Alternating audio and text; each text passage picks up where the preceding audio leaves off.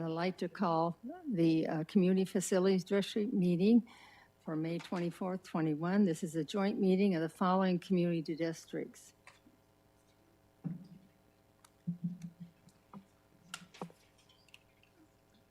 Okay, number 1, Community Facilities General District number 1, 2, Palm Valley Community Facilities District number 3, number 3, Community Facilities Utilities. Number 4 is Wildflower Ranch Community Facilities District. 5 is Wildflower Ranch Community Facilities District number 2. 6 is Cottonflower Community Facilities District. 7 is the Estrella Mountain Ranch Community Facilities District. 8 is King Ranch Community Facilities District. 9 is Centerra Community Facilities District. And 10 is Cortina Community Facilities District. Everyone is present. Now is the time for citizens who would like to address the CFD board on any non-agenda item within the jurisdiction of the board. Are there any cards? No, Chair. Okay. Does anybody in the audience want to speak? All right, will the district clerk please read the 10 resolutions? Actually, it's not 11. Approve resolutions, Community Facilities General District Number 1, Resolution 2021-188. Palm Valley CFD Number 3, Resolution 2021-064. Community Facilities Utilities District Number 1, Resolution 2021-115. Wildflower Ranch CFD Resolution 2021-078. Wildflower Ranch CFD Number 2, Resolution 2021-073. Cottonflower Resolution 2021-071, Estrella Mountain Ranch CFD Resolution 2021-136, King Ranch CFD Resolution 2021-046, Centerra CFD Resolution 2021-072, Cortina CFD Resolution 2021-066, approving the tentative budget of the district for the fiscal year beginning July 1st, 2021, and ending June 30th, 2022, and setting a hearing date for the final budget and tax levy. Does anyone on the board wish to remove an item from the consent agenda? Can I have a motion, a second? Second, the consent agenda items. So moved.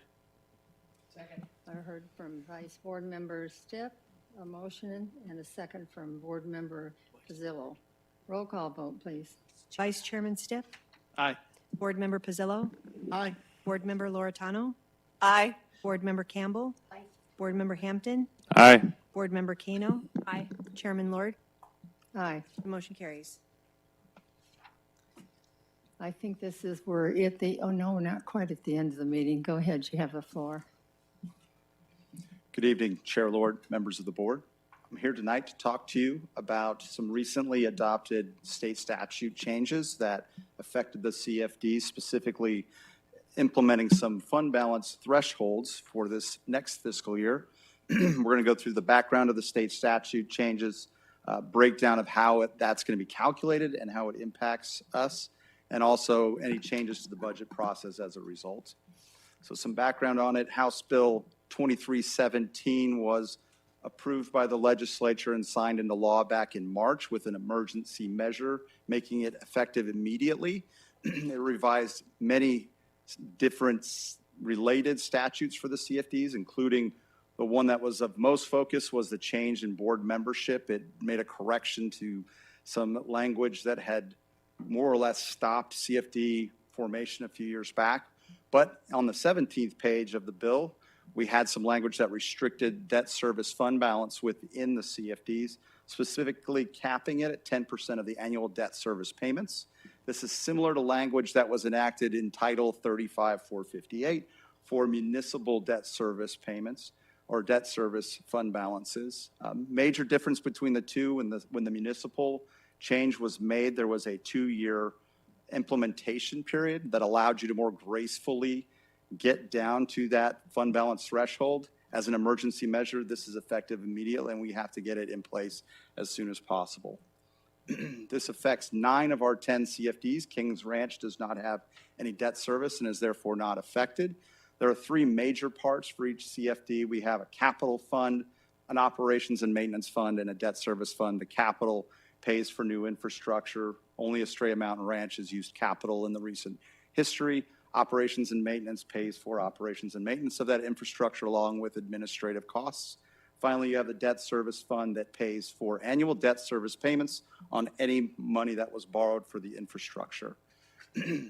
We'll do a quick breakdown looking at specifically Wildflower CFD because it's one of our smaller ones. We have some major parts to it similar to what the city budget looks like. So we start with a beginning fund balance. Approximately $70,000 is expected to be available in Wildflower CFD if no changes are made to our current spending in fiscal year 21. $135,000 worth of property tax collections, a minor amount of other revenue would be added to that. And in expenditures for next year would total $137,500, bringing us to a $68,000 fund balance. Generally, the fund balance in CFDs is used to make up for any delinquent property tax payments and also to help smooth out the rate when we have large changes in our debt service payments. As I had mentioned before, there are multiple parts to a CFD, and really what we're focusing on is the part of the budget that is the debt service budget. So we have an O&M and a debt service fund in Wildflower. So the statute only affects the debt service portion. And if we make no changes at all, we would expect to have about $40,000 in fund balance at the end of the fiscal year, which is about 33% of our annual debt service payments. So we are above the threshold as set by state statute. We have two major ways that we can change this. One is by changing our expenditures in the current fiscal year, thereby reducing our fund balance, the beginning fund balance, or we can reduce the property tax levy. First, we'll look at reducing the property tax levy in Wildflower CFD. This would mean a reduction in the levy of about 25% for the upcoming year, bringing it down to $89,000. However, we need to look at that change over multiple fiscal years because we'll have debt service payments again in fiscal year 23. A reduction of 25% in 22 would then result with an increase of the property tax levy of 34% in fiscal year 23. So generally we try to avoid large swings in the levy amounts that will affect what the property taxpayer is going to pay on an annual basis. Seeing large jumps, swings back and forth is something we generally try to avoid. This is kind of a breakdown of all of the CFDs, and you can see a similar pattern where you have a reduction in 22 that would be followed by an increase in 23. I've highlighted Estrella Mountain Ranch. We'll talk about that more on the next slide. You can see that the Utilities District, General District, and Palm Valley have a significant decrease for this year, followed by an outrageous increase next year. Those ones are also affected by timing. We'll look a little bit more at Utilities District in a few slides, having to do with the timing of the debt service payments and how we used fund balance to smooth out steps in our debt service schedule. Estrella Mountain Ranch, we have an agreement in place with the developer that sets the debt service rate at $1. So we really don't have an option to lower that levy. So it's not really something that's in the cards for Estrella Mountain Ranch. Estrella Mountain Ranch also has additional infrastructure that will be financed, and you can expect that we'll have an additional debt issuance of general obligation bonds in the next few years in Estrella Mountain Ranch. Our second option is to prepay debt in fiscal year 21. By prepaying this year, that would decrease our beginning fund balance for fiscal year 22 and end in the same place at our 10% or $10,000 in the case of Wildflower CFD at the end of fiscal year 22. A couple of items with prepaying debt. Prepaying debt is generally in $5,000 increments because that's how much a bond is usually incremented in $5,000 amounts. So it's not as surgical an instrument as we'd like. We can't get as finely tuned as we like on some of the smaller CFDs. $5,000 increment when you're only trying to spend down $12,000 is difficult to do. You can only do a $10,000 increment. So we will also have to have minor levy adjustments in those cases. Conditions aren't ideal for savings. So We have a couple of the CFDs that would be looking at a $400 savings by doing this. Usually, we would not bring an item with such a small savings to the board, but in this case, with the state statute hanging over us, it is something we would bring forward. Cortina and cotton flour would actually cost more because of some of the cost of issuance involved in those two. So we would not recommend going forward with that, with a debt prepayment in those two CFDs. Final point is that we would structure the prepayments to fit the CFDs, and we have two examples here. The one on the left is Centera, which has a nice, smooth debt service schedule going out over the life of its bonds. We would look to prepay on the back end to lower the longest term and reap the biggest savings. On the right, you see the utilities district, and this is kind of what I was mentioning before, where you see a stepped, it's nice and smooth these years, then it steps up between years, fiscal years 28 and 29. Usually we would use fund balance to smooth that out, but in this case, the fund balance is going to be gone. And you saw the large levy increases we would need next fiscal year, and that's because we actually see one of those step increases is timed for fiscal year 23. So the timing of this implementation couldn't be worse for the utilities district, Palm Valley, and the general district. So staff recommendations is kind of using a mix of the two. So prepay the debt where it makes sense. Anytime you prepay the debt, we also have minor decreases to make up for that $5,000 increment, so we can be a little bit more surgical in the number we're trying to get down to. Cortina and cotton flour, no prepayment, as it would actually cost us more money, and rely solely on a decrease in the levy change using fund balance and the increase in valuations next year to help smooth Cortina and cotton flour some next year. Estrella Mountain Ranch, with the agreement we have in place with the developer, no levy change, still keep that at $1, and totally prepay the debt for that one. All others would be a mix of prepayments with a small decrease. The impact to the budget process, you just adopted the tentative budget, and good news, this doesn't affect the adoption of that tentative budget because that's setting the high mark for both our expenditure limit and for our levies. We'd be looking at decreasing levies, if anything. We will modify the budgets for the final, which is coming on June 7th. Then on June 21st, we would look to modify the levies for the levy adoption, and if necessary, we would bring back any debt prepayment actions at that time as well. And with that, discussion and receive some direction on the staff recommendation and the use of levy reductions and debt prepayment. I want to apologize for not introducing you, but I don't have it on my program this evening, and so it just took me by surprise. And so, thank you very much for the presentation. So now is the time for citizens who would like to address the CFD board on non-agenda items within the jurisdiction of the board. Are there any cards?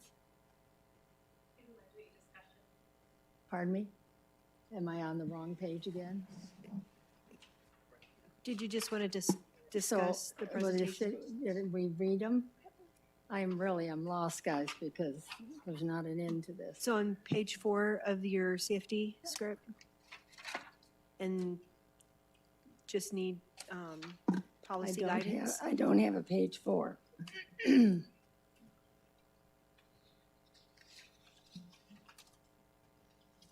No, those are all my notes. You are absolutely I'm absolutely right. Yes, see?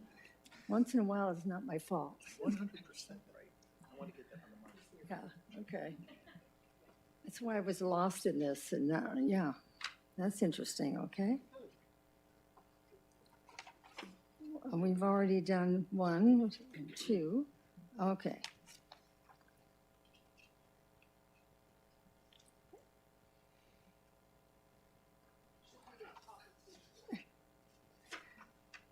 Page 4.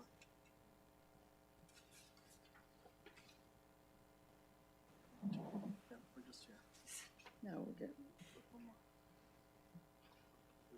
Mayor, they're just needing policy guidance at this point. That's what we're gonna do. Provide policy guidance to the staff. Oh, all right. This item is to provide policy guidance to staff on the use of levy decreases in debt prepayments to reduce the CFD balance to the state required levels. Right. Okay. Who wants to go first? So staff has already given the presentation, so it's just Discussion. discuss. We vote on it? No, discussion. Okay, all right. I thought we had it. All right. Discussion? Councilman Stiff? Like the plan, go for it. Any other discussion? No, I just said ditto. I agree with what he said.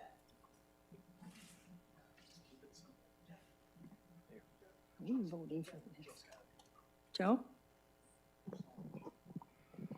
Yeah, I like the recommendation, but my question though is if there's any, you showed some spikes on some of this as a result of what the state's doing.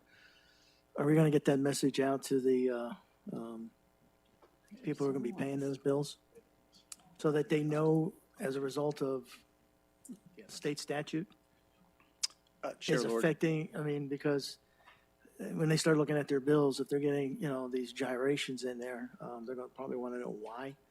And if we can explain it in a way that as a result of state statutes, they made some of these changes that have forced us to do what the recommendations are. Board Member Pizzilla, absolutely. We are still going to manage to try to keep those I know. rates as smooth as possible, but if we find ourselves in a position where we need to get that message out, we certainly will. Okay, thank you. Any other comment? I think we always end the meeting with a frustration, don't we? 'Cause we keep looking some of those neighborhoods and hoping it lowers. So that's a shame. All right. Are we at the end, since I'm just getting this program? All right. So no further business to discuss. This meeting is adjourned.